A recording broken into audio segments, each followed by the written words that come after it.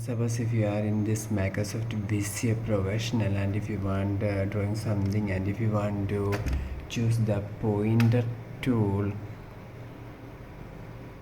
then you can simply this is the control key, and this is the one key. So by pressing these two keys at the same time, you can select the pointer tool from here. And suppose if you want to choose this test, then the shortcut used is the control key and two keys. So if you press these two keys at the same time, then you can see that we have selected the test. And suppose if you want to choose this connector, then you can simply press this control key and the number 3 key at the same time, and after that you can simply do.